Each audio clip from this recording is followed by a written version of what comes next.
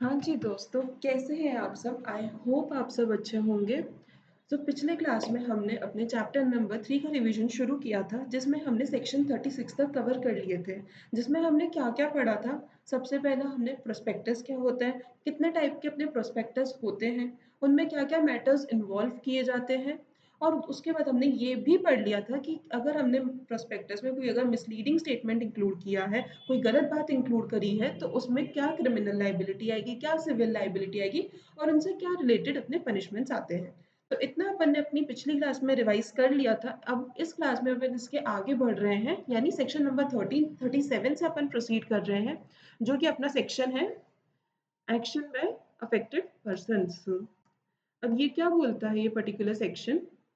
देखो, अगर हम कोई भी मतलब अपन ने प्रोस्पेक्टस में ऐसी कोई बात लिखी जो कि मिसलीडिंग थी और उससे जो भी शेयर होल्डर्स अफेक्ट हुए, फॉर सपोज उन्हें कोई लॉस हो गया, फॉर सपोज ऐसे 100 शेयर होल्डर्स थे, तो वो 100 शेयर होल्डर्स कंपनी के अगेंस्ट सूट फाइल कर सकते हैं, यानी कोर्ट केस फाइल कर सकते हैं।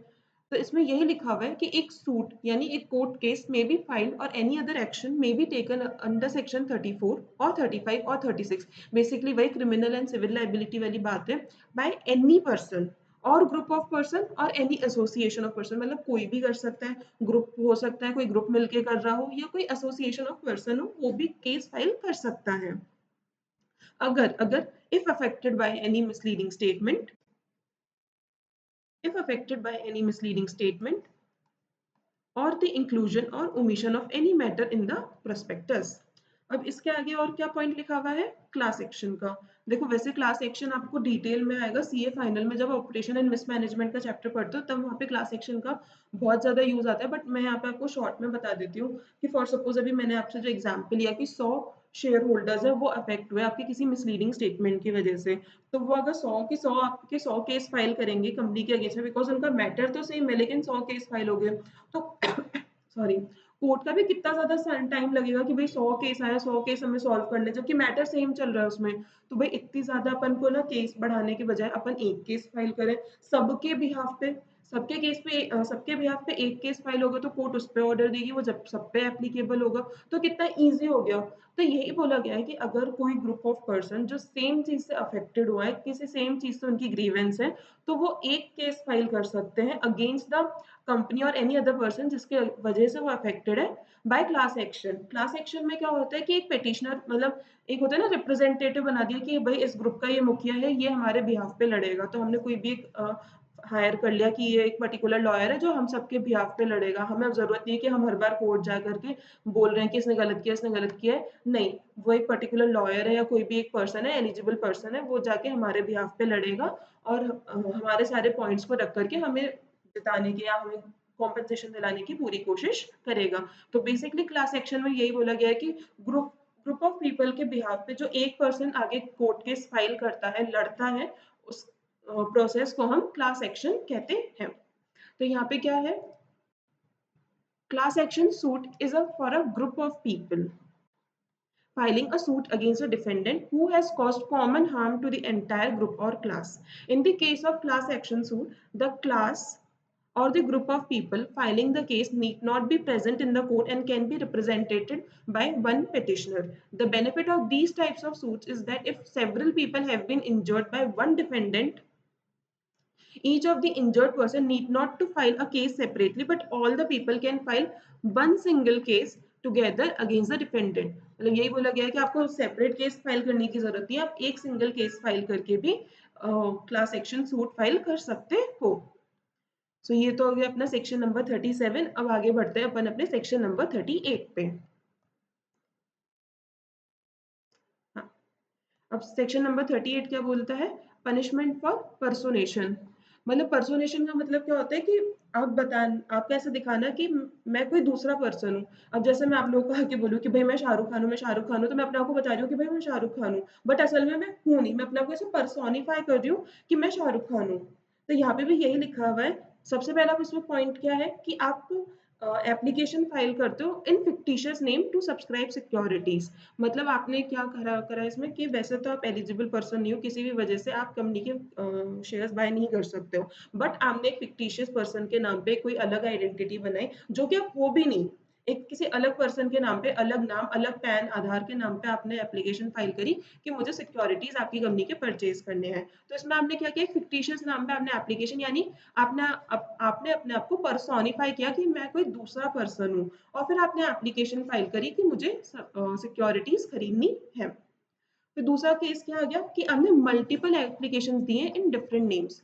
अब सपोज आपका नेम तो मतलब ब्लैक लिस्टेड है कि आप शेयर्स नहीं ले सकते, लेकिन आपने मल्टीपल एप्लीकेशन फाइल करी डिफरेंट डिफरेंट नाम से, कि जैसे मेरा नाम है नंदिनी गुप्ता, मैंने गुप्ता नंदिनी कर दिया, या फिर मैंने अपने नाम में से कोई एक वर्ड हटा दिया, जैसे डी आई एन आई है तो मैंने डी एन आई कर दिया। तो इस तरह से मैंने कुछ अगर चेंजेस कर करके, या फिर रिवर्स करके गुप्ता नंदिनी, या फिर और कुछ स्पेलिंग चेंज करके, अगर मैं इस तरह से मल्टीपल एप्लीकेशन फाइल कर रही हूँ कि कोई बात नहीं, अगर मेरे ओरिजिनल नेम पे सब्सक्रिप्शन नहीं आ रहा है, तो जो मैंने ये चेंजेस करे माइट भी इस पे सब्सक्रिप्शन आ जाए मेरा। तो अगर मैं इस तरह के मल्टीपल एप्लीकेशंस कर रही हूँ तो वो भी इसमें कवर होगा। और फिर दूसरा आता है कि मैं इंड्यूस कर रही हूँ कंपनी को, मतलब मैं उनको बोल रही हूँ कि ये जो आपके पास सिक्योरिटीज है, अभी फॉर सपोज एक राम के पास सिक्योरिटीज है, लेकिन मैं कंपनी को इंड्यूस कर रही हूँ कि नहीं, ये आप किसी दूसरे पर्सन, श्याम के नाम पे, जो कि एक फिक्टिशियस पर्सन है, उसके नाम पे आप ट्रांसफर कर दो। मतलब ये तो एक ओरिजिनल पर्सन के नाम पे है ऑलरेडी, बट मैं बोल रही हूँ कि इसे एक फिक्टिशियस पर्सन के नाम पे ट्रांसफर कर दो।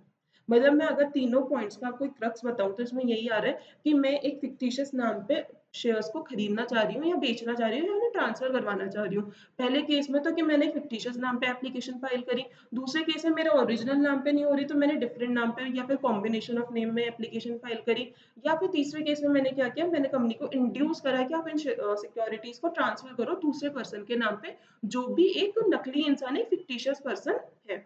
तो ये तीनों केसेस में अपन पे पनिशमेंट आ सकती है फॉर द पर्सोनिफिकेशन, फॉर पर्सोनेशन। अब आगे इसमें क्या लिखा हुआ है, मैं एक बार आपको बुक से भी रीड आउट करा देती हूँ। The purpose of this section is to prevent allotment of shares, मतलब इसका बेसिक ऑब्जेक्टिव यही है कि हमारे शेयर्स किसी ऐसे नाम आदमी के नाम पे ना ट्रांसफर हो जाए जो कि इस दुनिया में एग्जिस्ट ही नहीं करता, यानी फिक्टिशियस पर्सन है।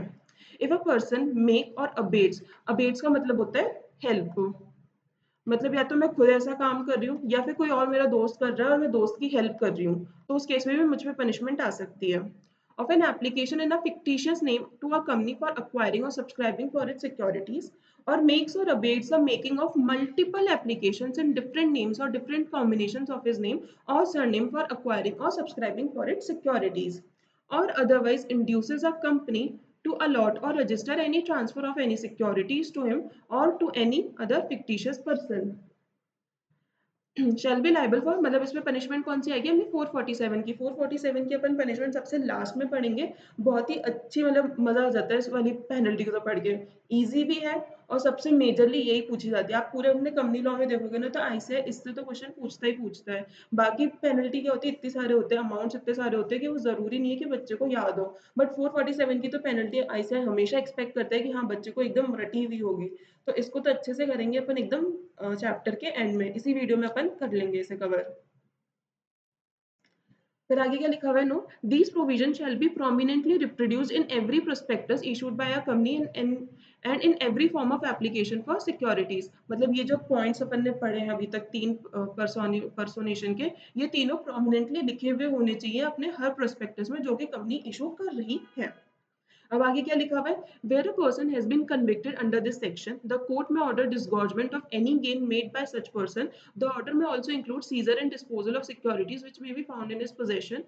The amount received through disgorgement or disposal of securities is to be credited to IEPF। अब ये क्या बोल रहा है यहाँ पे कि अगर कोर्ट को ऐसा मतलब पता चलता है, उसने फाइंडिंग करी, उसे पता चला कि इस पर्टिकुलर पर्सन ने पर्सोनेशन के थ्रू कोई भी शेयर्स अक्वायर करे हैं, या शेयर्स को बेचा है, या फिर किसी और शेयर को ट्रांसफर करा है ना फिक्टिशियस नेम, तो ऐसे केस में अगर शेयर होल्ड उस पर्टिकुलर पर्सन को कोई भी फायदा हुआ है, कोई भी गेन हुआ है, तो पर्सन को ऑर्डर कर सकती है कि ये गेन आप मुझे ट्रांसफर करो, मतलब कि गवर्नमेंट को कंपनी को ट्रांसफर करो, बिकॉज इस गेन के आप लीगल हकदार नहीं हो।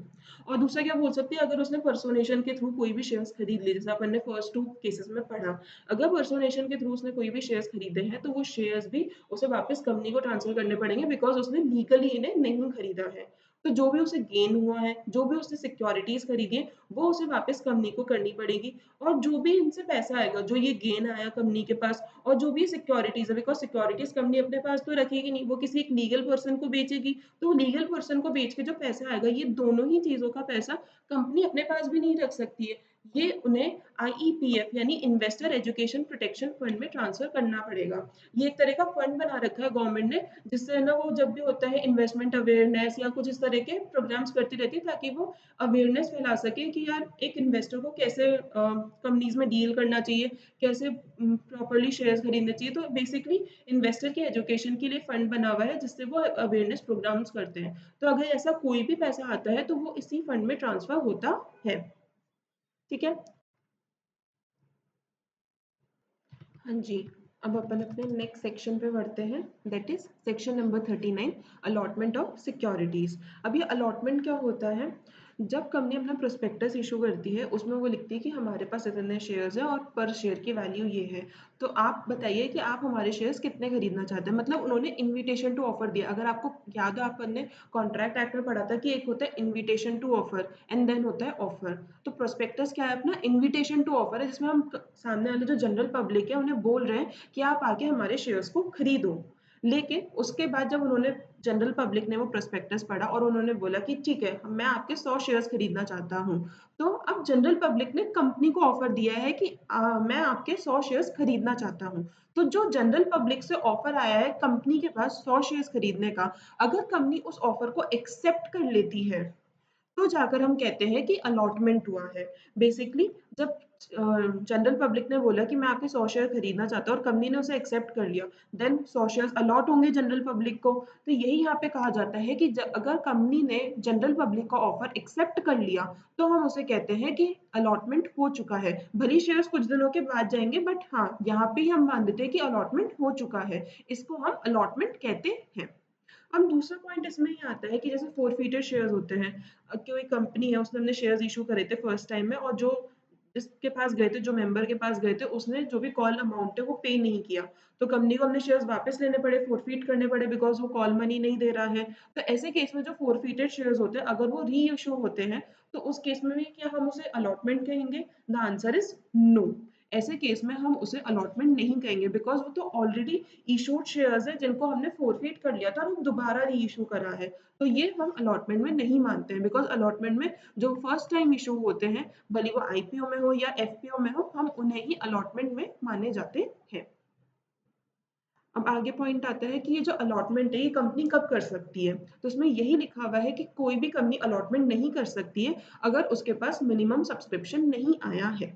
फॉर सपोज अगर मैं बात करूं, कंपनी ने 1000 शेयर्स का आईपीओ निकाला था कि मैं टोटल 1000 शेयर्स निकाल रहा हूँ, जिसकी वैल्यू 10 रुपए के हिसाब से है, तो 10,000 में रेज कर रहा हूँ। ठीक है, तो यानी मैंने 1000 शेयर्स निकाले हैं। अब 1000 शेयर्स पे एज पर सेबी हमारे पास कितना मिनिमम सब्सक्रिप्शन, मतलब कि ऑफर आने चाहिए, हमने शेयर्स को खरीदने के कितने ऑफर आने चाहिए? 90% मिनिमम ऑफर आने चाहिए, यानी एटलीस्ट 90%, यानी कि 900 शेयर्स। अगर मैं 1000 का देखूं, 1000 शेयर्स मैंने निकाले हैं, तो उसमें मेरे पास 900 शेयर्स के लिए ऑफर आना चाहिए कि हाँ, पब्लिक खरीदना चाहती है मेरे शेयर्स को, तभी जा करके हम अलॉटमेंट कर सकते हैं। बिकॉज देखो, बहुत ही सिंपल सी बात है, अगर आपके पास 90% भी जनता नहीं आती है, तो यानी आपका अलॉटमेंट ही, आपका ये जो पब्लिक ऑफर है, यही बेकार है। बिकॉज अगर पब्लिक ही नहीं आएगी, तो आपने इतना ये जो खर्चा किया है, जो आप बिजनेस सेटअप करना चाहते हो, वो कैसे होगा? बिकॉज आपने बिजनेस सेटअप के लिए निकाला कि मुझे 10,000 रुपए चाहिए, लेकिन अब 50% लोग आए, तो आपके पास तो 5,000 रुपए आए, तो भाई आप कैसे करोगे अपना बिजनेस?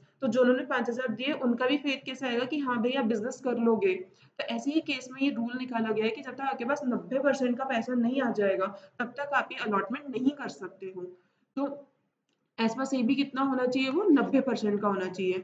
तो अलॉटमेंट की अपनी दो कंडीशन है, मिनिमम सब्सक्रिप्शन होना चाहिए यानी 90% होना चाहिए, और दूसरी अपने केस है कि जो मिनिमम सब्सक्रिप्शन के ऊपर अमाउंट है। देखो, अलॉटमेंट का मैं आगे आप लोग को बताऊंगी। अलॉटमेंट पे अपने पास 5% या 25% का पैसा आना चाहिए।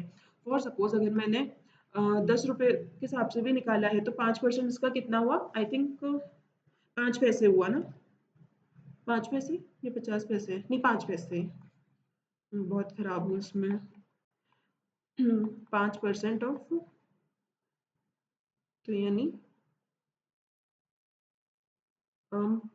50 पैसे हुआ मेरे हिसाब से, मतलब देख लेना यार जो भी है। या फिर अपन ऐसे ले लेते हैं ना, 100 रुपए के हिसाब से ले लेते हैं। अगर 100 रुपए मेरी इशू प्राइस है और मैं इसका 5% देखती हूँ तो मेरे 5 रुपए आते हैं, ठीक है। ऐसे ले लेते हैं 100 रुपए, नॉमिनल वैल्यू अपन 100 रुपए मान के चलते हैं। तो अब मैंने क्या किया, 100 रुपए के हिसाब से अपने शेयर्स इशू किए थे, तो उस पे मेरा मिनिमम एप्लीकेशन अमाउंट कितना आना चाहिए। एक्ट में लिखा हुआ है कि 5% का आना चाहिए और सेबी के हिसाब से 25% का, यानी 25 रुपए। तो यहाँ पे क्या लिखा हुआ है कि जब तक आपके पास 5 रुपए 25 रुपए नहीं आ जाएंगे सारे शेयर्स पे, फॉर सपोज अब मैं यहाँ पे पूरी एक कैलकुलेशन आपसे करती हूँ। 1000 शेयर्स है मेरे 100 रुपए के हिसाब से, ठीक है। तो मेरे कितने हो गए, लाख रुपए बनते हैं।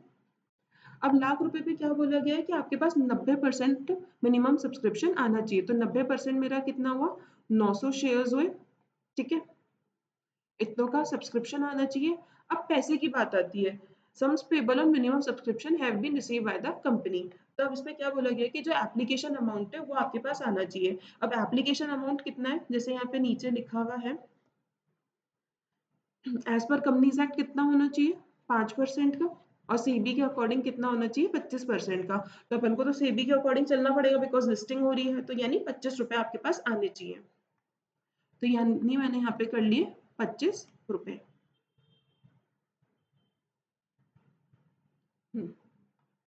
25 रुपए। तो अब इस हिसाब से मेरे पैसे कितने हो गए,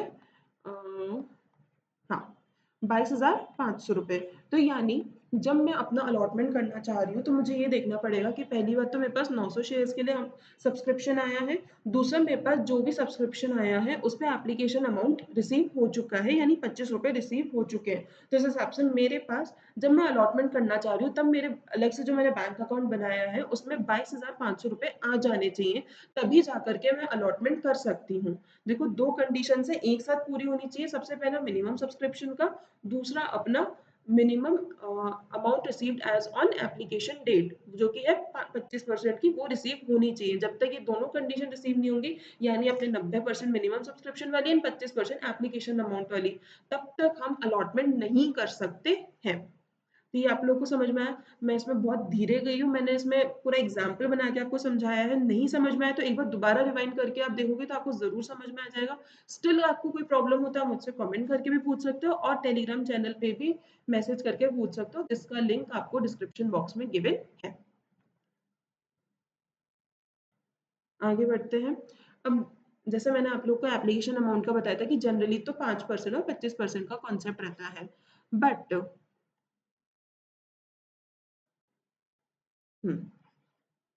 बट अगर मेरे ऑफर फॉर सेल है, मतलब जो मैंने आप लोगों को पहले भी बताया था कि अगर मेंबर्स अपने एग्जिस्टिंग शेयर्स को बेचना चाहते हैं तो उसे हम ऑफर फॉर सेल कहते हैं।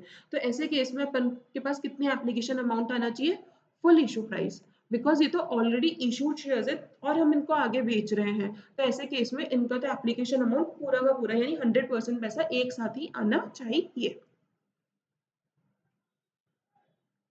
अभी कुछ अपन की टाइम लिमिट्स दे रखी है। बेसिकली मैंने चार्ट बनाया है आपको इजी अंडरस्टैंडिंग के लिए।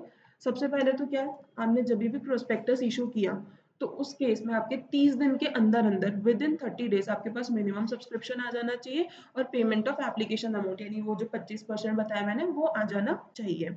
अगर ये नहीं होता है तो, अगर ये नहीं हुआ तो 15 दिन के अंदर अंदर, यहाँ से 15 दिन के अंदर अंदर आपको रिफंड करना पड़ेगा। और अगर आपने कोई भी रिफंड करने में डिफॉल्ट किया तो फिर आपको रिफंड करना पड़ेगा with interest at the rate 15%। But अगर आपको कोई भी ऐसे प्रॉब्लम नहीं हुई, आपके पास मिनिमम सब्सक्रिप्शन और एप्लीकेशन अमाउंट आ गया, तो ऐसे केस में आप अलॉटमेंट करोगे, 30 डेज अलॉटमेंट करोगे, और जैसे ही आपने अलॉटमेंट कर दिया उसके 30 डेज के अंदर अंदर, यानी after allotment with in 30 days, आप आरओसी के पास फाइल करोगे रिटर्न ऑफ अलॉटमेंट। आप बेसिकली उसमें यही बताओगे कि हमने कितने को अलॉटमेंट किया है, कितने नंबर ऑफ शेयर्स का किया है, तो वो पूरी डिटेल्स इसमें देनी होती है, और इसका फॉर्म नंबर है PAS 3। तो बहुत ही सिंपल सा अपना था, इशू ऑफ प्रोस्पेक्टस, उसके 30 डेज के अंदर आपके पास minimum subscription and application amount आ जाना चाहिए। नहीं आए तो 15 दिन के अंदर आपको रिफंड करना है। रिफंड करने में आपने डिले किया है तो 15% के इंटरेस्ट के साथ आपको रिफंड करना है। और अगर आपके पास मिनिमम सब्सक्रिप्शन और पेमेंट ऑफ एप्लीकेशन अमाउंट आ जाता है तो ऐसे केस में आप अलॉटमेंट करोगे। अलॉटमेंट के 30 दिन के अंदर अंदर आपको return of allotment with ROC file करनी है। तो अब इसको अपन बुक से देख लेते हैं।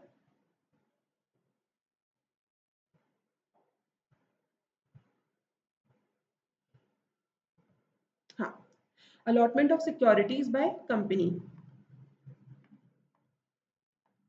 When an application is accepted, it is an allotment. Hence, in general sense, allotment is the acceptance by the company of the offers to take shares.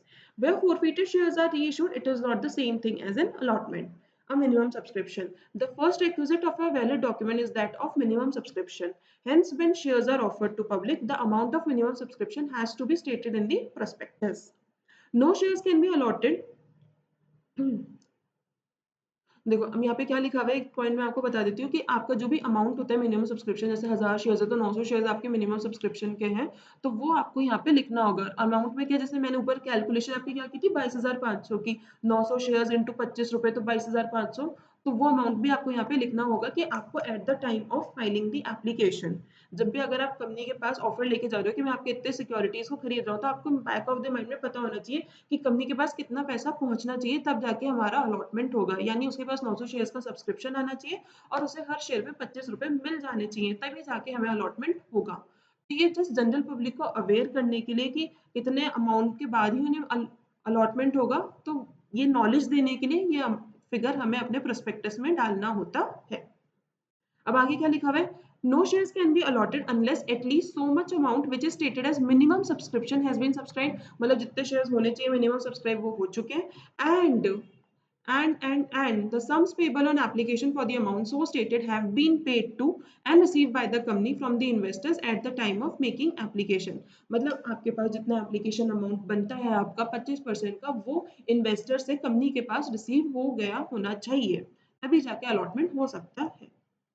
अब यहाँ पे ये लिखा हुआ है कि सेबी रेगुलेशंस के अकॉर्डिंग मिनिमम सब्सक्रिप्शन 90% का है। फिर दूसरा ऑफर क्या है, an application for shares if not accompanied by payment it does not constitute a valid offer. मतलब यही है कि अगर आप कंपनी के पास जा रहे हो एक ऑफर लेकर के कि मैं आपके एक्स नंबर ऑफ शेयर्स खरीदना चाहता हूँ, तो उसमें आपकी एप्लीकेशन अमाउंट भी होना चाहिए। जो मैंने आपको 25% बताया है, वो 25% अमाउंट के साथ ही आप एप्लीकेशन फाइल कर सकते हो, ऑफर फाइल कर सकते हो कि मैं आपके इतने शेयर्स खरीदना चाहता हूँ। अगर आपने पेमेंट नहीं किया तो वो वैलिड ऑफर ही नहीं माना जाएगा। आगे क्या है, quantum of amount payable on application. भाई अमाउंट कितना होना चाहिए, देखो कंपनीज एक्ट के अकॉर्डिंग तो 5% ऑफ द नॉमिनल अमाउंट होना चाहिए, बट सेबी के अकॉर्डिंग कितना होना चाहिए, 25% ऑफ द इशू प्राइस। अब देखो दो चीजें हैं यहाँ पे, आपको थोड़ा सा ध्यान देना होगा। कंपनीज एक्ट में क्या लिखा हुआ है, 5% ऑफ नॉमिनल अमाउंट, मतलब आपकी जो भी नॉमिनल वैल्यू है 10 रुपए, 50 रुपए, 100 रुपए, वैसे जनरली 10 रुपए रहती है, 100 रुपए रहती है, बट सीबी में क्या लिखा हुआ है, shall be at least 25% of the issue price. जितने पे आपने इशू किया, देखो आपको ये पता ही होगा कि हम अपने शेयर्स को प्रीमियम पे भी इशू कर सकते हैं, अगर शेयर्स का अच्छा चल रहा है तो हम आईपीओ प्रीमियम पे भी आ जाता है। तो ऐसे केस में क्या लिखा हुआ है कि जो आपका इशू प्राइस है, फॉर सपोज नॉमिनल वैल्यू तो अपनी 10 रुपए की ही थी, लेकिन हमने इशू किया है उसे 500 रुपए पे, तब यहाँ पे क्या होगा, देखो 10 रुपए तो ठीक है, लेकिन हमारे पास जो मिनिमम एप्लीकेशन अमाउंट आना चाहिए वो 500 रुपए के हिसाब से कैलकुलेट होगा। अब मैं 500 रुपए का अगर 25% निकालती हूँ तो कितना आता है, आई थिंक 125 आता है।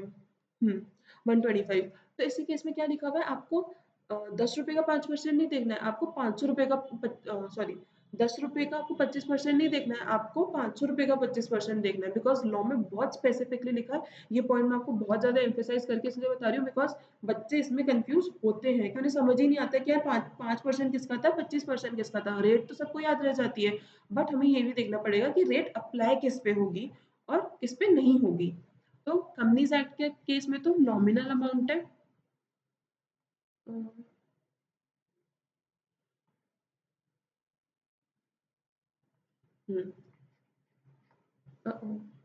One second guys.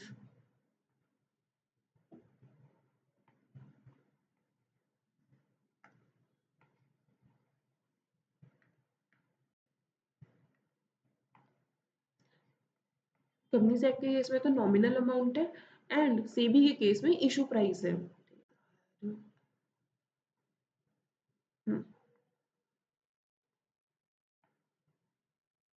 On the issue price, ठीक है। और आगे फिर यही लिखा हुआ है, और फिर यानी ऑफर फॉर सेल के केस में फुल इशू प्राइस हमें रिसीव होना चाहिए। अब आगे वो पूरी टाइम लिमिट्स दे रखी है। अगर जो भी हमारा मिनिमम अमाउंट है वो सब्सक्राइब नहीं होता, यानी मिनिमम सब्सक्रिप्शन नहीं आया, या फिर हमने जो एप्लीकेशन अमाउंट है हमारा 25% का वो नहीं हमें रिसीव होता है with in 30 days from the issue of prospectus the amount receive, अगर हमारा ये दोनों कंडीशन फुलफिल नहीं होती है तो ऐसे केस में हमें जो भी अमाउंट रिसीव हुआ है, फॉर सपोज मतलब मिनिमम सब्सक्रिप्शन नहीं हुआ बट इसके अलावा जो भी हमें पैसा रिसीव हुआ है वो हमें वापस से रिफंड करना होगा हमारे एप्लीकेंट्स को विद इन 15 days। हम उसके उनका पैसा ज़्यादा टाइम नहीं रख सकते, 15 दिन के अंदर हमें उन्हें वापस से रिफंड करना पड़ेगा। और अगर इस रिफंड में कोई भी प्रॉब्लम आती है तो ऐसे केस में सबसे पहले तो जो भी डायरेक्टर्स हैं एंड अदर ऑफिसर्स जो इस सब पूरे प्रोसीजर के लिए रिस्पॉन्सिबल हैं, उन पे जॉइंट एंड सेवरली लाइबल, मतलब कि अगर कंपनी उन्हें रीपे नहीं कर रही है तो इन लोगों को भी इन्हें रीपे करना पड़ सकता है। ऐसे नहीं है कि इनकी लाइबिलिटी नहीं आएगी, भाई प्रोसीजर कंपनी का अगर नहीं हो रहा है तो उसके लिए ऑफिसर्स भी लाइबल होंगे और उन्हें फिर रीपे करना होगा with interest at the rate of 15% per annum. अब आगे क्या लिखा हुआ है, application money to be refunded shall be credited only to the bank account from which the subscription was received. तो सपोज आज मैं हूँ, मैंने रिलायंस के शेयर्स खरीदे और मैंने अपने वो फॉर सपोज आईडीबीआई बैंक से मैंने शेयर्स के लिए अप्लाई करा है, मैंने उनको शेयर्स के लिए पैसा ट्रांसफर करा है। अब कंपनी ये नहीं कर सकती कि वो मेरे रिफंड कर रही है लेकिन वो आईडीबीआई बैंक में नहीं, मेरे दूसरे कोई ना एचडीएफसी बैंक में अकाउंट है उसमें ट्रांसफर कर दिया। द आंसर इज नो, उन्हें वापस से आईडीबीआई बैंक में ही मेरा पैसा ट्रांसफर करना होगा। अब आगे अलॉटमेंट वाली बात लिखी हुई है, अगर अलॉटमेंट हो जाता है अपना तो ऐसे केस में आरओसी के पास हमें रिटर्न ऑफ अलॉटमेंट फाइल करनी पड़ेगी इन फॉर्म PAS 3। अब ये अपन ने जो रिटर्न ऑफ अलॉटमेंट फाइल करी है इसके साथ हमें कुछ पर्टिकुलर मतलब कुछ एक्स्ट्रा चीजें भी अपन को ऐड करनी पड़ेंगी। अब वो सब चीज अपन को क्या ऐड करनी है, सबसे पहले तो लिस्ट ऑफ अलॉटीज, मतलब हमने किस किस को शेयर्स अलॉट करे हैं उनकी लिस्ट देनी होगी जिसमें उनका नाम होगा, एड्रेस होगा, वो क्या काम करते हैं ये लिखा हुआ होगा, और साथ के साथ उनको हमने कितनी सिक्योरिटीज अलॉट करी हैं वो भी अपन को लिखना होगा। अब आगे केस क्या है कि जनरली तो जो हमारे पास एप्लीकेशन आता है उसमें पैसा ही आता है हमारे पास, ऐसे नहीं है कि जो जनरल पब्लिक है उन्होंने अदर देन कैश हमारे साथ कोई ट्रांजेक्शन किया है। बट अगर ऐसा कोई ट्रांजेक्शन होता है जिसमें हमें जो हमारी कंसिडरेशन मिला है शेयर्स के बदले वो अदर देन कैश है, तो ऐसे केस में हमें कुछ और भी डॉक्यूमेंट्स अटैच करने होंगे at the time of filing the return of allotment, because ऐसे केस में हमारे पास पैसा नहीं आया है, कुछ अदर चीजें आई हैं। अब वो क्या हो सकता है, फॉर सपोज अगर मैं एग्जांपल लेती हूँ, मैंने कंपनी का कुछ काम किया, फॉर सपोज उनके ऑफिस का काम किया फर्नीचर का, तो ऐसे केस में कंपनी को मुझे पैसे देने थे लेकिन कंपनी ने मुझे पैसे नहीं दिए, भले ही उनके शेयर्स दे दिए। तो ऐसे केस में मैंने कंपनी को कोई पैसा नहीं दिया था शेयर्स खरीदने का, बल्कि जो मैंने काम किया था उसके बदले में उन्होंने मुझे शेयर्स दे दिए। तो ऐसे केस में आरओसी को बताना होगा कि हमारे पास पैसा नहीं आया है बट ये हमारा एक कॉन्ट्रैक्ट था काम का, जो काम हमारे जो सामने वाला इंसान है जिसके पास शेयर्स गए हैं उसने कंप्लीट कर दिया है और इसलिए हमने उसे ये जो हमें पैसा देना था उसके बजाय पे हमने उसे ये शेयर्स ट्रांसफर कर दिए हैं। तो यही यहाँ पे लिखा हुआ है कि हमें जो भी कॉपी ऑफ कॉन्ट्रैक्ट है जिसमें पूरी डिटेल्स लिखी हुई है तो वो हमें देना होगा। दूसरा, any contract of sale if relating to a property और एन एसेट और ए कॉन्ट्रैक्ट फॉर सर्विसेज और अदर कंसिडरेशन, मतलब अगर कोई अदर देन कॉन्ट्रैक्ट है, मतलब हमने कोई प्रॉपर्टी खरीदी बेची तो उसके रिलेटेड अगर कोई कॉन्ट्रैक्ट है जिसमें आपके शेयर्स का ट्रांजेक्शन हुआ है तो वो भी आपको देना होगा।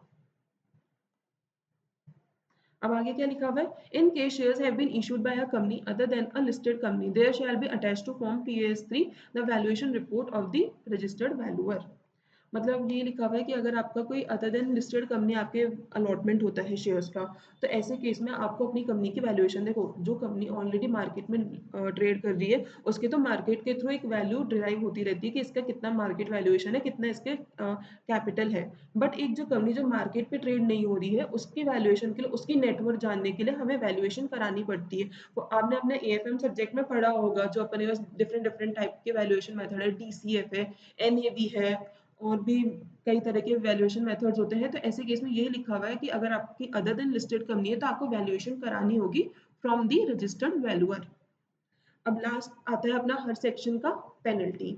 अगर कोई भी डिफॉल्ट होता है इस सेक्शन का तो जो भी कंपनी है और ऑफिसर इन डिफॉल्ट है उन पे पेनल्टी लगेगी ईच डिफॉल्ट की। मतलब अब ये जो पेनल्टी है वो ईच डिफॉल्ट वाइज है, वो क्या है, 1000 for each day during which such default continues और ₹1 lakh which ever is lower.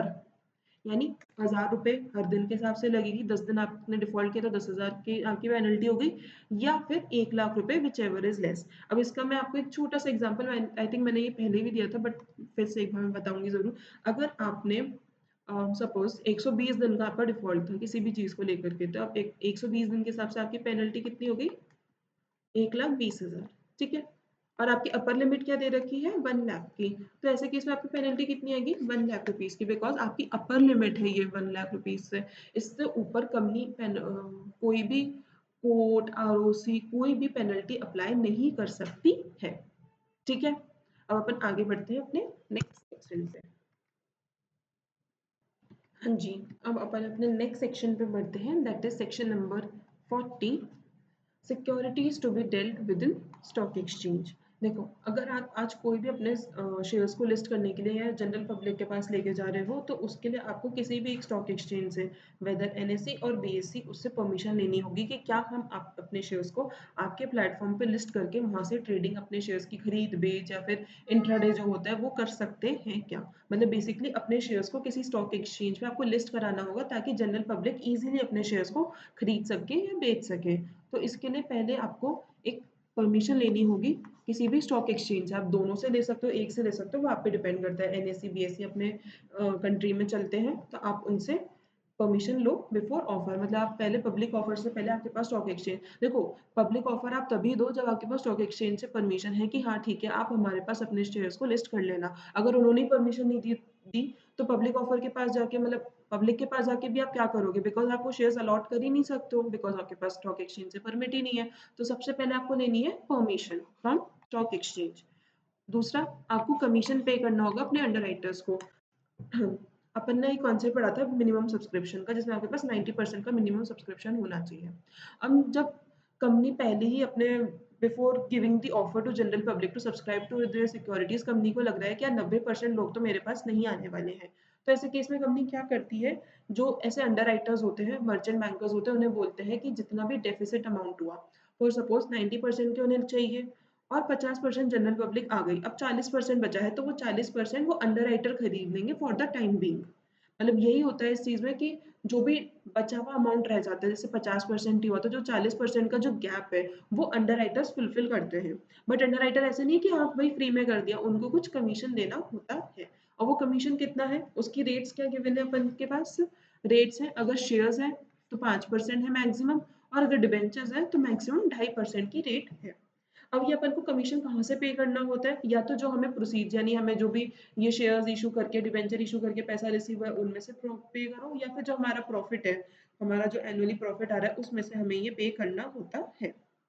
अब नेक्स्ट पॉइंट आता है कि जो भी हमें ये शेयर्स के लिए एप्लीकेशन अमाउंट मनी रिसीव होता है, ये हमें कहाँ रखना होता है। तो देखो, यही बोला गया है कि जनरली जो कंपनी के नॉर्मल अकाउंट्स होते हैं उनमें आप ये पैसा नहीं रख सकते हो, आपको अलग से एक सेपरेट अकाउंट खुलवाना होगा in scheduled bank. Scheduled bank basically जो अपने नेशनलाइज बैंक होते हैं, एसबीआई हो गया और बैंक ऑफ इंडिया हो गया, तो ऐसे केस में जनरली कंपनी एसबीआई में खुलवाती है। तो ऐसे जो शेड्यूल्ड बैंक है उनमें अपन को एक सेपरेट अकाउंट खुलवाना होता है, जिसमें सारे बस यही पैसा रिसीव होता है जो कि हमें ये पब्लिक ऑफर लाके रिसीव होता है। ठीक है। और ये पैसा किस लिए हो सकता है? सिर्फ अलॉटमेंट ऑफ सिक्योरिटीज के लिए या फिर रीपेमेंट के लिए। आप इस मनी से कोई भी अपना बिजनेस ट्रांजेक्शन नहीं कर सकते हो, जब आपको इस पैसे को सिर्फ जो आपकी सिक्योरिटीज अलॉट होनी है उनके लिए यूज होगा। और दूसरा, अगर आपको रीपे करना है, बिकॉज आपके पास मिनिमम सब्सक्रिप्शन रिसीव नहीं हुआ था, तो अगर आपको रीपेमेंट करना है तो इसी केस में आप इस पैसे को यूज कर सकते हो। अदरवाइज देन आपका इसका कोई भी यूज नहीं हो सकता है। ठीक है। एक बार आपका अलॉटमेंट हो गया, आपके सब सेटलमेंट हो गई कि इस बंदे के इतने शेयर जाने चाहिए थे, सब कुछ एकदम नॉर्मल उसमें आ चुका है, तो ऑब्वियसली जो आपके पास फिर पैसा रिसीव हुआ आप उसे बिजनेस में यूज करोगे। बट जब तक ये पूरा प्रोसीजर खत्म नहीं हो जाता है तब तक वो पैसा किसी और चीज के लिए यूज नहीं हो सकता है। अब इसको अपन बुक से देख लेते हैं। Securities to be dealt, 1 second guys. हाँ गाइस, अब अपन इसे अपने बुक से देख लेते हैं। Before making public offer, every company shall make an application to one or more recognized stock exchange and obtain permission for the securities to be dealt within such stock exchange. Name of stock exchange in which security shall be dealt but must be stated in the prospectus, मतलब जो भी stock exchange है उसका नाम prospectus में लिखा होना चाहिए। Commission may be paid out of proceeds of the issue or the profit of the company or both. All monies received on application from public for subscription to securities shall be kept in a separate bank account in a scheduled bank and shall not be utilized for any purpose other than adjustment against allotment of securities or for repayment of money within the time specified by SEBI। अब इसकी penalty क्या है, अगर हमने इसका कोई भी non compliance किया तो कंपनी के लिए मिनिमम फाइन कितना है 5 लाख का, मैक्सिमम 50 लाख का। एवरी ऑफिसर इन डिफॉल्ट के लिए कितना है 50,000 एंड मैक्सिमम है 3 लाख। अब इसमें कमीशन, अगर हमें अपने अंडरराइटर्स को कोई भी कमीशन देना होता है तो वो किस रेट से पे करना होता है। अब इसमें एक चीज और लिखी हुई है कि हमें ऐसे अंडरराइटर्स को कोई भी कमीशन पे नहीं करना है अगर वो पर्टिकुलर सिक्योरिटीज है वो जनरल पब्लिक को ऑफर नहीं हुई है। फॉर सपोज अपना प्राइवेट प्लेसमेंट है या अपना राइट इशू है, बोनस इशू है जिसमें हम जनरल पब्लिक के पास नहीं गए हैं, तो ऐसे केस में हमें अंडरराइटर को कोई भी कमीशन नहीं पे करना। अब रेट की बात कर लेते हैं अपन, तो कोई भी मिनिमम रेट नहीं है लेकिन मैक्सिमम रेट इसमें बता रखी है कि शेयर्स के केस में 5% और डिबेंचर्स के केस में 2.5% यही रेट होती है। अब प्रोस्पेक्टस में हमें कुछ चीज़ें डिस्क्लोज करनी होती है, वो क्या चीज़ें डिस्क्लोज करनी होती है, सबसे पहले हमारे अंडरराइटर का नाम क्या है, क्या कमीशन की रेट है और क्या अमाउंट बन रहा है उसके हिसाब से जो हमें उससे पे करना है for the commission, and the number of securities which is to be underwritten or subscribe by the underwriter. Basically इसमें यही बताना है कि वो कितनी सिक्योरिटीज हमारी लेगा वो हमें उसमें बताना होता है। तो सबसे पहले तो नाम, क्या रेट है, क्या अमाउंट है एंड नंबर ऑफ सिक्योरिटीज, ये हमें सारी अंडरराइटर से रिलेटेड चीजें हमें बतानी होती हैं। अब आगे बढ़ते हैं अपन। नाउ ग्लोबल डिपॉजिटरी रिसीट्स, अब ये क्या कॉन्सेप्ट होता है, सेक्शन नंबर 41 इसके बारे में अपन बात करते हैं। सपोज एक कंपनी है रिलायंस, वो आज तक तो इंडिया के लोगों से पैसा रेज करती थी, बट अब वो चाहती है कि मैं तो बाहर के लोगों से भी पैसा रेज करूंगी। फॉर सपोज अमेरिका हो गया, जापान हो गया और कोई यूके हो गया, वो उनसे पैसा रेज करना चाहती है। तो वो नॉर्मली तो ऐसे जाकर के पैसा रेज नहीं कर सकती है। आजकल ये कॉन्सेप्ट आ चुका है, जैसे मैंने आपको पिछली क्लास में फर्स्ट सेक्शन में पढ़ाया था कि अब ओवरसीज भी आप स्टॉक एक्सचेंज पे अपनी सिक्योरिटीज को लिस्ट करा करके वहां के डायरेक्ट लोगों से भी ट्रेडिंग कर सकते हो। लेकिन पहले ये कॉन्सेप्ट नहीं था, तो ऐसे केस में हम जीटीआर के थ्रू बाहर के लोगों से पैसा रेज करवा सकते थे। आज तो दो तरीके हैं, या तो आप डायरेक्ट लिस्टिंग करा लो अपनी बाहर के स्टॉक एक्सचेंज पे, या फिर आप जीडीआर इशू कर लो। तो पहले सिर्फ ये तरीका था अपने पास बाहर के लोगों से पैसा मंगवाने का, अब अपने पास दोनों तरीके हैं। तो अब ये यहाँ पे लिखा हुआ है कि अगर रिलायंस बाहर के लोगों से पैसा रेज करना चाहते हैं जो दूसरी कंट्री में रहते हैं, तो ऐसे केस में उन्हें क्या करना होगा, पहले तो कोई भी एक डिपॉजिटरी बैंक के पास, डिपॉजिटरी बैंक क्या होता है, डिपॉजिटरी बैंक बेसिकली आप ये समझ सकते हो कि जो कंपनी होती है उनके शेयर्स को अपने पास रखता है और उसके बिहाफ पे डिपॉजिटरी रिसीट्स, अपन ने बेसिकली ऐसा सुना होगा कि अ, अपन गोल्ड लोन जमा कराते हैं तो उस गोल्ड लोन को एज एन एसेट रख के जो सामने वाला बैंक है वो हमें पैसे देता है। तो ऐसे केस में आप यहाँ पे भी समझ सकते हो, कंपनी ने अपने शेयर्स रख दिए डिपॉजिटरी बैंक को, उन शेयर्स को असेट बना के उनके बेसिस पे उसने आगे डिपॉजिटरी रिसीट्स इशू करे हैं बाहर की कंट्री के सिटीजन को। फॉर सपोज मैं जैसे बताती हूँ, अमेरिका से रिलायंस अपना पैसा रेज करना चाहती है, तो उसने जो अमेरिका का डिपॉजिटरी बैंक है उसके पास वो जाएगी कि ये मेरे 100 शेयर्स है या 1000 शेयर्स है, इनको आप अपने पास रखो और इसके इक्विवेलेंट, मैंने ये बोला इक्विवेलेंट, आप डिपॉजिटरी रिसीट इशू कर दो अमेरिका के सिटीजन्स को। तो डिपॉजिटरी बैंक क्या करेगा, इनको एज एन असेट अपने पास रखेगा इन शेयर्स को और उनके बिहाफ पे डिपॉजिटरी रिसीट इशू कर देगा। तो अब इसमें क्या है, वो डिपॉजिटरी रिसीट इशू करेगा to public of other country from where money is raised. ठीक है। अब इसमें क्या होता है कि उन्हें डिपॉजिटरी रिसीट्स इशू हो गए, तो क्या अब वो जो बाहर के अमेरिकन सिटीजन्स हैं वो क्या कंपनी के मेंबर कहलाए जाएंगे, क्या उनके पास भी वोटिंग राइट होगा जब भी कोई भी जनरल मीटिंग होगी? The answer is no. ऐसे लोगों को जो कि डिपॉजिटरी रिसीट होल्ड कर रहे हैं, बेसिकली हम उन्हें होल्डर ऑफ डिपॉजिटरी रिसीट्स कहते हैं, उनके पास ना ही वो मेंबर कहलाए जाते हैं ना ही उनके पास वोटिंग राइट होता है। बेसिकली इसमें जो इनका डिपॉजिटरी बैंक होता है वो on behalf of those holders, on behalf of holders voting right hold करते हैं और उनके बिहाफ पे ही वोट करते हैं कंपनी में। और इनको हम जब तक ये उन्हीं के बिहाफ पे वोट कर सकते हैं। एंड जो ये अपने होल्डर्स होते हैं, ये मेंबर कब बनते हैं, जब ये जो डिपॉजिटरी रिसीट्स हैं ये एक्चुअल शेयर में कन्वर्ट हो जाए। जैसे अपना भी कॉन्सेप्ट आ चुका है कि हम ओवरसीज डायरेक्ट लिस्टिंग कर सकते हैं, तो ऐसे केस में अगर कोई डिपॉजिटरी रिसीट्स हैं, अगर वो शेयर्स में कन्वर्ट हो जाती हैं, तो ऐसे केस में जाकर ही हम उन अमेरिकन सिटीजन्स को भी हमारी कंपनी का मेंबर कह सकते हैं। अदरवाइज जो डिपॉजिटरी बैंक है वही उनके बिहाफ पे वोटिंग राइट होल्ड करता है। अब यहाँ पे क्या लिखा हुआ है, मेंबर और वोटिंग राइट, इसमें क्या लिखा हुआ है, get only after conversion of depository receipts into shares. और जब तक ये कन्वर्जन नहीं होता है, जब तक डिपॉजिटरी बैंक ही एंटाइटल है वोट करने के लिए on behalf of the holders. तो बहुत ही सिंपल सा अपना ये पूरा कॉन्सेप्ट था। अगर एक कंपनी बाहर के देश से पैसा रेज करना चाहती है, तो ऐसे केस में डिपॉजिटरी बैंक के पास उन्हें अपने शेयर्स रख के डीआर इशू करने होंगे। जो भी ये होल्डर्स है जो डीआर होल्ड करते हैं, उनके पास ना ही वो मेंबर कहलाए जाते हैं, ना ही उनके पास वोटिंग राइट होता है अंटिल कन्वर्जन। और जैसे ही और जब तक कन्वर्जन नहीं होता है, जब तक डिपॉजिटरी बैंक ही उनके बिहाफ पे वोट डाल सकते हैं। तो ये अपना यहाँ पे पूरा सेक्शन हो गया। इसको यहाँ से भी देख लेते हैं। GDR is a depository receipt where a certificate is issued by a depository bank which purchases shares of foreign companies, creates a security on a local exchange backed by those shares. Definition क्या है? Any instrument in the form of a depository receipt by whatever name call created by a foreign depository outside India and authorized by a company making an issue of such depository receipt. Company may issue depository receipts in any foreign country after passing a SR in its general meeting. The depository receipts can be issued by way of public offering or private placement. अभी यहाँ पे क्या लिखा हुआ है कि public offer भी हो सकता है, प्राइवेट प्लेसमेंट भी हो सकता है, और वो लिस्ट भी हो सकते हैं, अनलिस्टेड भी हो सकते हैं। मतलब यही है बेसिकली, जो आपकी डिपॉजिटरी रिसीट्स है आप उनकी भी ट्रेडिंग कर सकते हो, वो आपके प्राइवेट प्लेसमेंट के थ्रू भी। अब बेसिकली अगर प्राइवेट कंपनी बाहर के लोगों से पैसा मंगाना चाहती है, बाहर के स्पेसिफाइड क्लास ऑफ पर्सन से, तो वो भी मंगवा सकती है through depository receipts. The depository receipts may be issued against issue of new shares or may be sponsored against shares held by shareholders of the company. Basically वही बात है आईपीओ में कि अगर नए शेयर्स आ रहे हैं या फिर ऑफर फॉर सेल में अगर पुराने मेंबर्स ही अपने शेयर्स को बेचना चाहते हैं, तो दोनों ही यहाँ पे डिपॉजिटरी रिसीट्स में भी अलाउड है। आगे क्या लिखा हुआ है, the underlying share shall be allotted in the name of the overseas depository bank and against the shares depository receipt shall be issued by overseas depository bank. Voting right यहाँ पे यही है कि holder of depository receipt may become a member and shall be entitled to vote only on conversion. Until conversion, the overseas depository bank shall be entitled to vote on behalf of the holders of depository receipts. बहुत ही simple सा concept है, I hope आपको बिल्कुल समझ में आया होगा।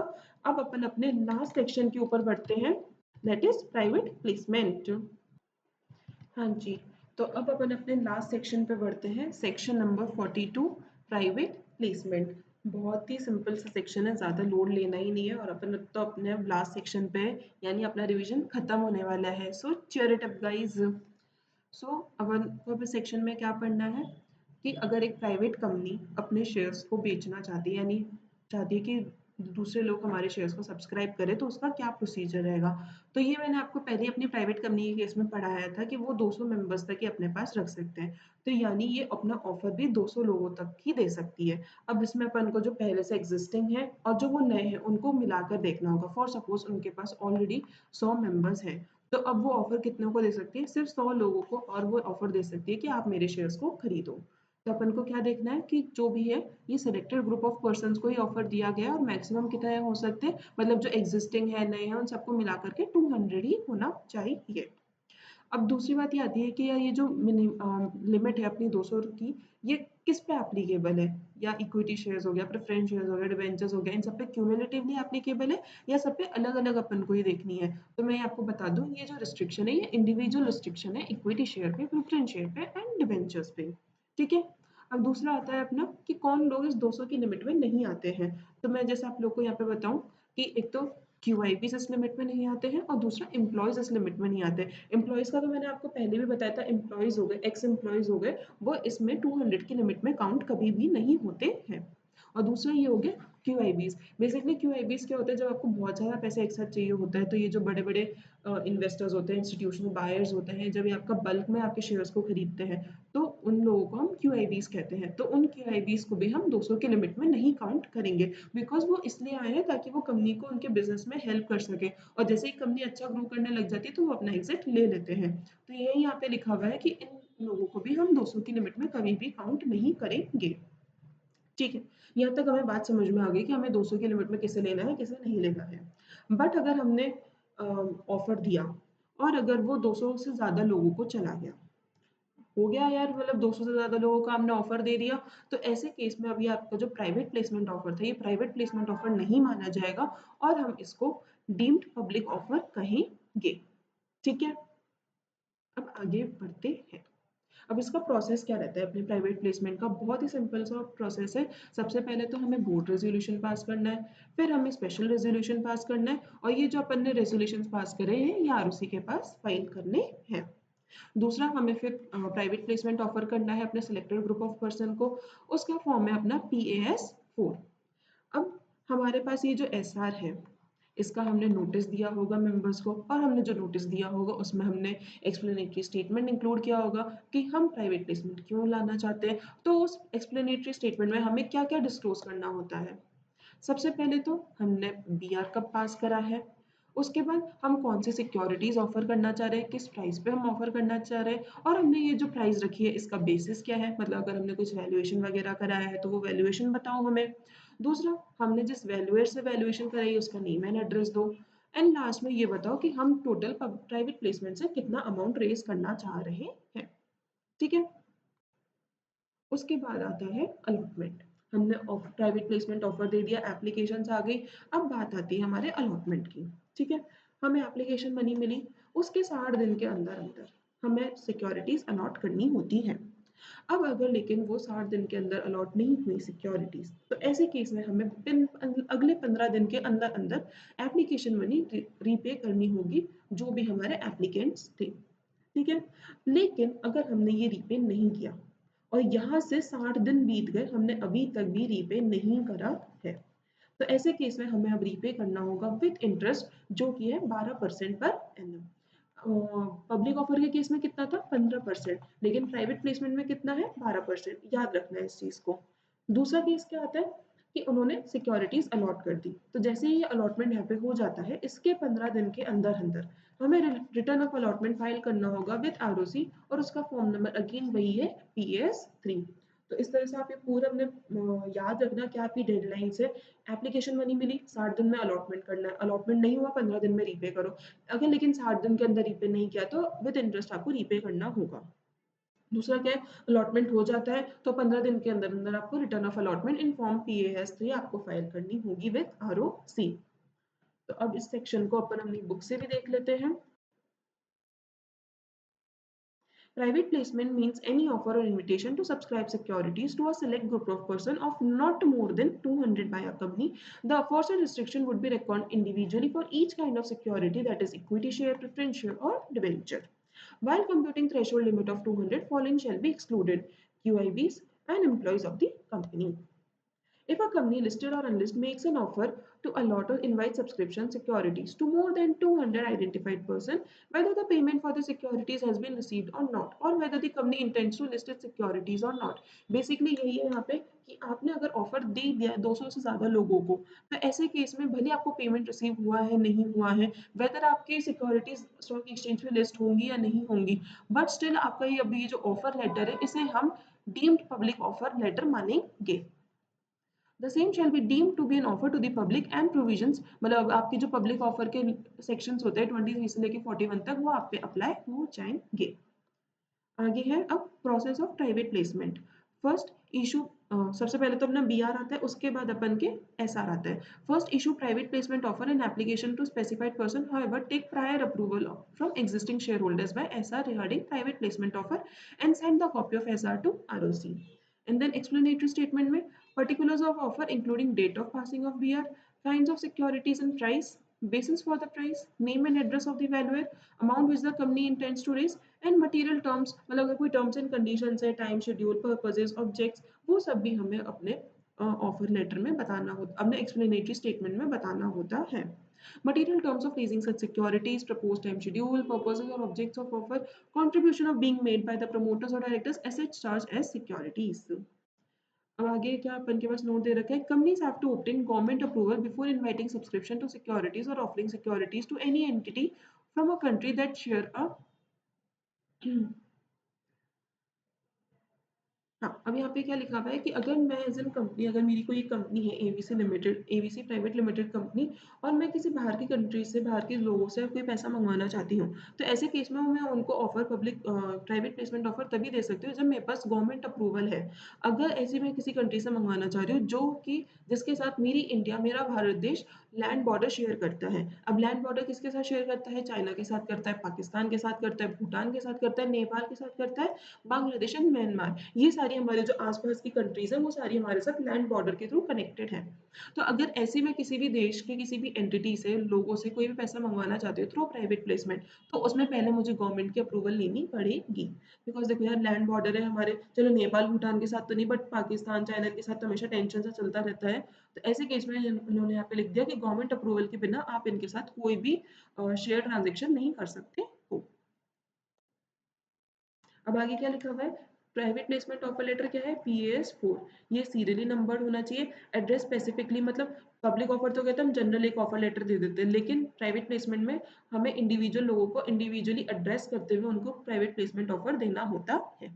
ये हम राइटिंग भी दे सकते हैं, मतलब फिजिकल मोड में भी दे सकते हैं, इलेक्ट्रॉनिक मोड में भी दे सकते हैं, और हमें ये विद इन 30 डेज सेंड करना होता है of recording the name of such person. अगर हमने अपने लोग आइडेंटिफाई कर लिए कि ये 200 लोग हैं हमारे, तो उसके 30 दिन के अंदर अंदर हमें ये ऑफर लेटर उन्हें देना होता है। आगे क्या लिखा हुआ है कि कंपनी को अपने कंप्लीट रिकॉर्ड्स मेंटेन करने होते हैं प्राइवेट प्लेसमेंट से रिलेटेड। वो फॉर्म क्या है? Form PaaS 5। अभी आगे कुछ मतलब सिंपल सी अपनी चीजें दे रखी हैं, मैं आपको बता देती हूँ कि सबसे पहला क्या है? Subscription money shall be paid either by cheque or demand draft or other banking channel but not by cash. Basically यहाँ पे ये लिखा हुआ है कि कैश के थ्रू आपको सब्सक्रिप्शन मनी नहीं पे करनी है, किसी भी इलेक्ट्रॉनिक मोड के थ्रू या रिकॉग्नाइज्ड मोड के थ्रू ही आपको पैसा पे करना है।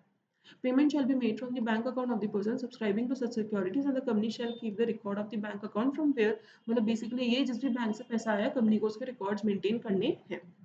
अब दूसरा है अपना जॉइंट होल्डर्स के केस में। जॉइंट होल्डर्स में क्या बोला है? Money payable on subscription to security shall be paid from the bank account of the person. मतलब बेसिकली हम जॉइंट होल्डर्स के केस में, जैसे मैं हूँ और मेरी एक दोस्त है, फॉर सपोज इशिता, तो मैं और इशिता, जैसे नाम लिखा हुआ है नंदिनी एंड इशिता, तो पैसा कौन पे करेगा? जिसका नाम पहले, जैसे मेरा नाम पहले, तो मैं पैसा पे करूंगी, मेरे अकाउंट से पैसा जाएगा।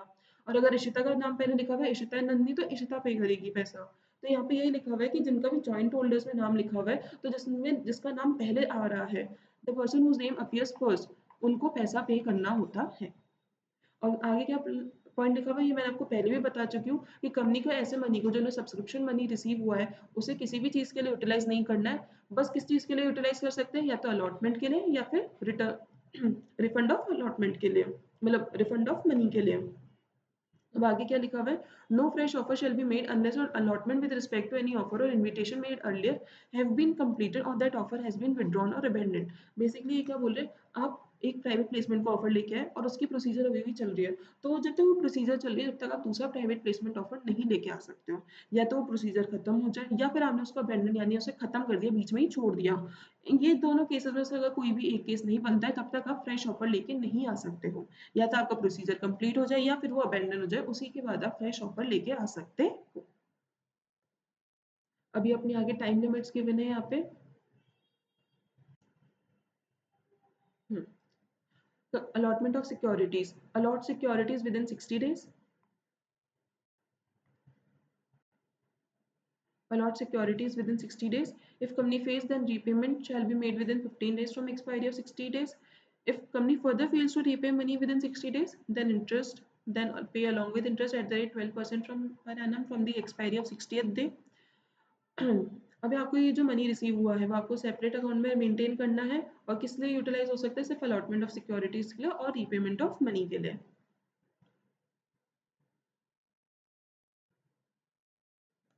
हम्म। अब आगे क्या लिखा हुआ है? No company shall release any public. Basically यही बात लिखी हुई है कि अगर आपका पब्लिक ऑफर नहीं, आप प्राइवेट प्लेसमेंट ऑफर कर रहे हो, तो इसमें आपको जनरल पब्लिक को कोई भी अपने प्राइवेट प्लेसमेंट ऑफर के बारे में बताने की जरूरत नहीं है। यानी आपको कोई भी पब्लिक एडवर्टीजमेंट नहीं होना चाहिए, आप कोई मार्केटिंग नहीं करनी चाहिए, कोई डिस्ट्रीब्यूशन चैनल्स के थ्रू, एजेंट्स के थ्रू आप इस बात को फैलाने नहीं चाहिए कि आपका प्राइवेट प्लेसमेंट ऑफर आ रहा है। बेसिकली आपने जो भी आपका आइडेंटिफाइड पर्सन है, 200 लोग हैं, उनको ही इसके बारे में पता होना चाहिए। कोई भी पब्लिक एडवर्टीजमेंट कंपनी के एंड से नहीं होना चाहिए। अब आगे क्या लिखा हुआ है? Return of allotment. Return of allotment का फॉर्म नंबर क्या है, फॉर्म PAS3, वो अपन को आरओसी के पास फाइल करना होता है within 30 days from the date of the allotment. और उसमें अपन को कंप्लीट लिस्ट देनी होती है अलॉटीज की। उसमें क्या क्या चीज़ें आती है, वही आ गया, फुल नेम आ गया, एड्रेस आ गया, पैन आ गया, ईमेल आईडी आ गया, कौन सी सिक्योरिटी उसने होल्ड कर रखी है वो बता देते हैं, डेट ऑफ अलॉटमेंट क्या रही है वो बताना होता है। उसके बाद अपन को ये भी बताना होता है कि उसने कितनी सिक्योरिटीज हेल्ड करी, उसका नॉमिनल वैल्यू क्या है, उसने कितना अमाउंट पे कर दिया है, और अगर उसने ये सिक्योरिटीज खरीदी है अदर देन कैश, मतलब कि ऐसा हो गया उसने कुछ हमें सर्विसेज दी थी, उसके बिहाफ में मैंने उसको ये सिक्योरिटीज अलॉट कर दी, तो उसका अगर कोई भी कॉन्ट्रैक्ट है, अग्रीमेंट है, तो वो भी मुझे प्रोवाइड कराना होगा मेरे रिटर्न ऑफ अलॉटमेंट में। तो क्या लिखा हुआ है, number of securities held, nominal value and amount paid on such securities and particulars of consideration receive if the securities are issued for consideration other than cash. अब आगे क्या लिखा हुआ है, for defaults in filing the return of allotment the company its promoters and directors shall be liable to a penalty for each default of 1000 for each day during which such default continues but not exceeding 25 lakhs। अगर आपने कोई भी default किया return of allotment file करने में, तो ऐसे case में जो भी कंपनी है, प्रमोटर्स हैं, डायरेक्टर्स हैं, उन पे पेनल्टी आती है। और वो पेनल्टी कितनी आती है, ये ईच डिफॉल्ट के हिसाब से पेनल्टी देखी जाती है। और वो पेनल्टी क्या है, 1000 रुपये हर दिन के लिए, अगर जब तक ये डिफॉल्ट कंटिन्यू होता है। बट उसकी मैक्सिमम लिमिट अपने पास दे रखी है 25 लाख की, यानी 25 लाख से ज्यादा का आपका पेनल्टी नहीं हो सकती है। अब आगे क्या लिखा हुआ है, अगर आपने इस पूरे सेक्शन का कहीं पे भी कोई भी कॉन्ट्रवेंशन किया, तो ऐसे केस में प्रमोटर्स एंड डायरेक्टर्स पे फाइन लगेगा। और वो फाइन कितना लगेगा, या तो आपने जितना अमाउंट रेज किया है वो, या फिर 2 करोड़ रुपए, which ever is lower. Basically क्या लिखा है यहाँ पे, अगर आपने जो भी इसके प्रोविजन दे रखे हैं उसका किसी भी प्रोविजन का आपने कॉन्ट्रवेंशन किया, तो ऐसे केस में जो भी उनके प्रमोटर्स है, जो भी उनके डायरेक्टर्स हैं, उन पे फाइन आएगा, पेनल्टी आएगी। और पेनल्टी का अमाउंट क्या होगा, या तो जितना अमाउंट रेज किया है और 2 करोड़ रुपए, विच एवर इज लोअर, इस हिसाब से पेनल्टी आ जाएगी। और कंपनी को क्या करना होगा, जो भी पैसा उन्होंने रिसीव करा है हमने स्पेसिफाइड लोगों से, वो उन्हें वापस से रिफंड करना होगा। वो अपने पास नहीं रख सकते बिकॉज उन्होंने प्रॉपरली लीगली थ्रू ये पैसा रिसीव नहीं किया है। तो ऐसे केस में ये पैसा उन्हें रिफंड करना होगा। और रिफंड कितना करना होगा, along with interest within 30 days of order. ऐसा नहीं है कि सिर्फ पैसा मतलब प्रिंसिपल अमाउंट रीपे कर दिया और इंटरेस्ट नहीं दिया, नो, उन्हें along with interest at any prescribed rate of interest, वो उन्हें वापस से रिफंड करना होगा विदिन 30 डेज ऑफ ऑर्डर। तो पनिशमेंट बहुत सिंपल सा है, प्रमोटर्स एंड डायरेक्टर्स पे तो पेनल्टी आ जाएगी और कंपनी पे रिफंड की लाइबिलिटी लग जाएगी। तो यहाँ पे अपन ने अपने सारे सेक्शंस को कवर कर लिया है। बस अब एक जो मैंने आपको लास्ट में बोला था कि मैं आप लोगों को फ्रॉड वाली पेनल्टी पढ़ाऊंगी, 447 की पेनल्टी पढ़ाऊंगी, अब बस मुझे लास्ट में वही आपको बताना रह गया है। हाँ जी, now a next section, section number 447, punishment for fraud.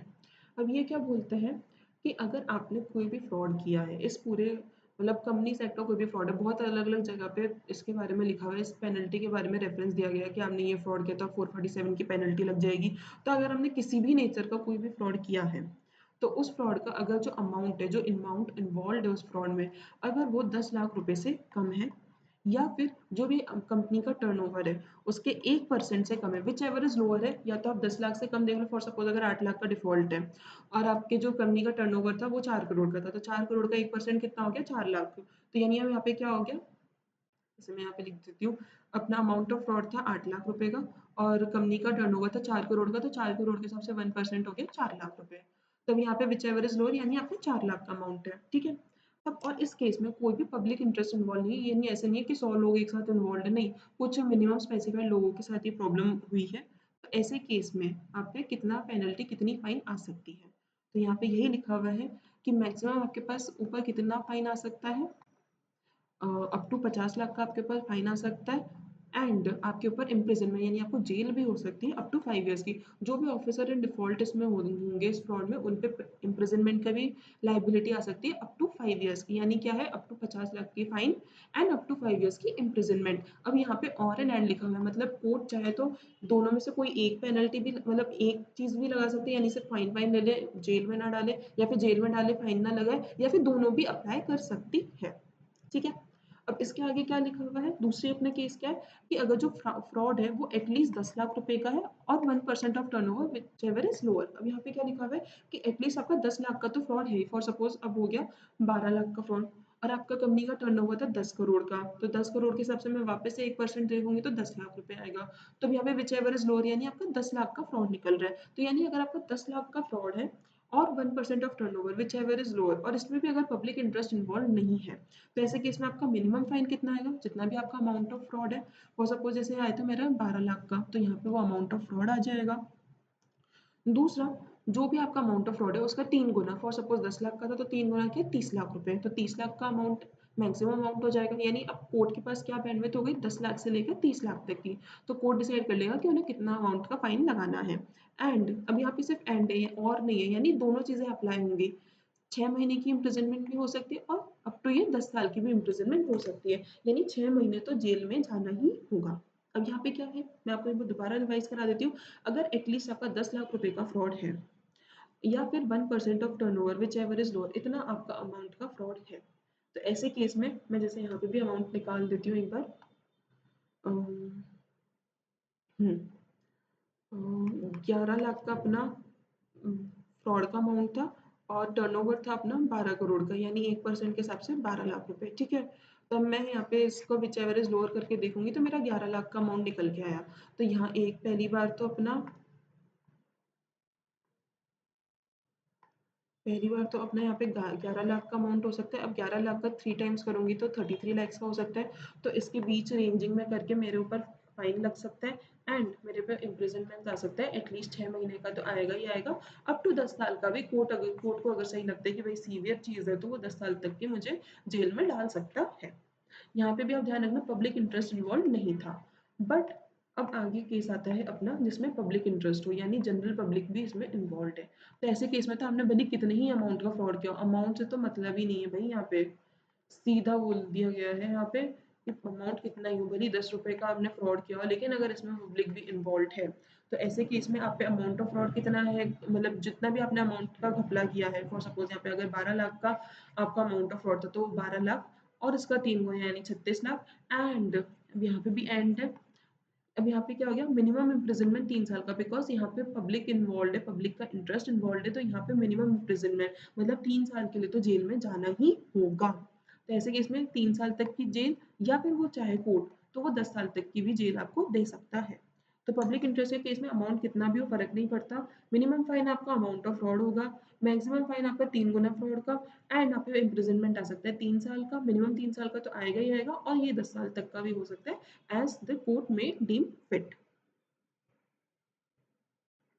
अब अपन ने पढ़ा फ्रॉड हो फ्रॉड हो फ्रॉड हो, अभी फ्रॉड का मतलब क्या है? तो फ्रॉड का मतलब यहाँ नीचे समझा रखा है कि includes an act omission concealment of facts and abuse of position. मतलब बेसिकली ये बोल रहा है कि आपने कोई चीज छुपाई, ओमिट की है या फिर आपने अपनी जो पोजीशन है, फॉर एग्जांपल अपन अपने ऑडिट में पढ़ते हैं कल्यूजन या मैनेजमेंट ओवरराइड ऑफ कंट्रोल, जिसमें मैनेजमेंट एक पावर में होती है वो अपनी कंट्रोल को अपनी पावर को गलत यूज करती है। तो बेसिकली यहाँ पे यही बोला है कि फ्रॉड क्या चीज़ है, यानी आपने कोई ऐसा काम किया या फिर आपने कोई काम आपको करना चाहिए था वो आपने काम नहीं किया या फिर आपने कोई चीज़ छुपा ली या फिर आपने अपनी पोजीशन का अब्यूज किया है तो हम इसे फ्रॉड कहेंगे।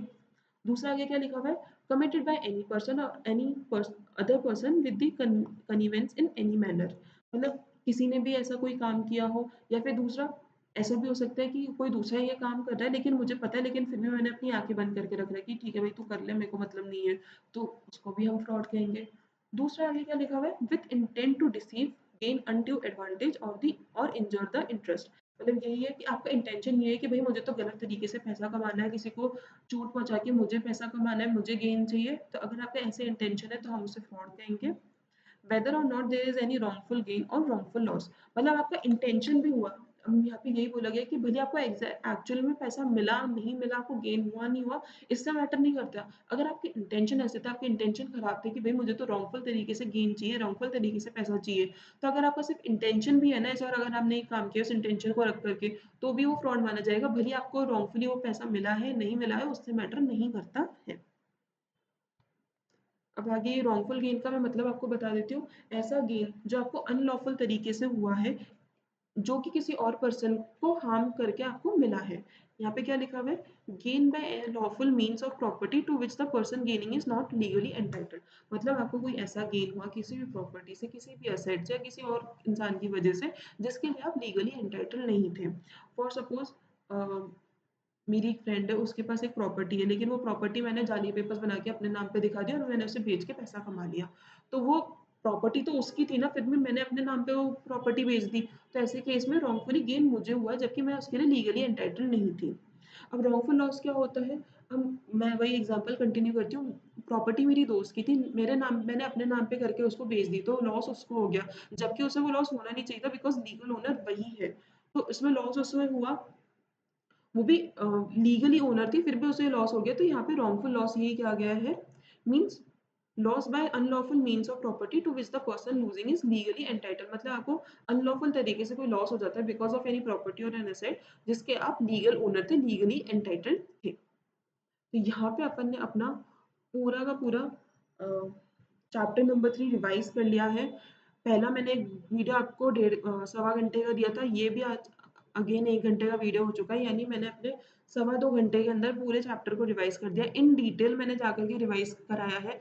मैंने जो भी मेन वर्ड्स हैं उन्हें समझाया भी है, कोई मेन कॉन्सेप्ट था कि ये सेक्शन क्यों आया है, तो मैंने उन्हें भी एक बार बताया ताकि आपको ईज़ी ग्रास्पिंग आपकी हो सके। फिर भी आपको अगर कहीं भी प्रॉब्लम लगे कि आपको नहीं पॉइंट समझ में आया है, तो आप मुझसे कमेंट करके पूछ सकते हैं, मुझे टेलीग्राम चैनल पे आप रीच आउट कर सकते हैं। एंड ये जो आपको आपके सामने ये जो वर्ड फाइल है जिसमें मैंने अपने नोट्स बना रखे हैं, ये फाइल आपको जो भी मैंने अपना एक गूगल ड्राइव लिंक बना रखा है जो कि आपको टेलीग्राम चैनल पे मिल जाएगा, उस गूगल ड्राइव लिंक पे मैं इसको अपलोड कर दूंगी। एंड साथ के साथ मेरे ये जो नोट्स है इनका पीडीएफ फॉर्म भी मैं आपको अपलोड कर दूंगी। आई होप आपको ये जो पीडीएफ है ये समझ में आ रहे होंगे, चार्ट समझ में आ रहे होंगे। इससे क्या आपको इजी ग्रास्पिंग और आपका 1.5 डे में बहुत ज़्यादा हेल्प करने वाला है, बिकॉज इसमें सब कुछ शॉर्ट में कीवर्ड्स में लिखा हुआ है जो कि आपको ईज़ी अंडरस्टैंडिंग, ईज़ी रिट्रीवेबिलिटी देता है। तो आई होप आपको वीडियो पसंद आई होगी। अगर वीडियो पसंद आई हो तो प्लीज़ लाइक और कमेंट करके मुझे बताना ज़रूर। अपने दोस्तों के साथ शेयर करना मत भूलना, और अगर चैनल पे नए हो तो चैनल को सब्सक्राइब करना मत भूलना, बिकॉज़ आपकी ये छोटी-छोटी हेल्प मुझे बहुत ज़्यादा मोटिवेट करेगी कि मैं आप लोग के लिए इस तरह की वीडियोज़ और बनाती रहूँ। आई होप आप लोगों को मज़ा आया होगा। तो अभी के लिए मैं आप लोगों से विदा लेती हूँ। This is C N Anjali Gupta signing of.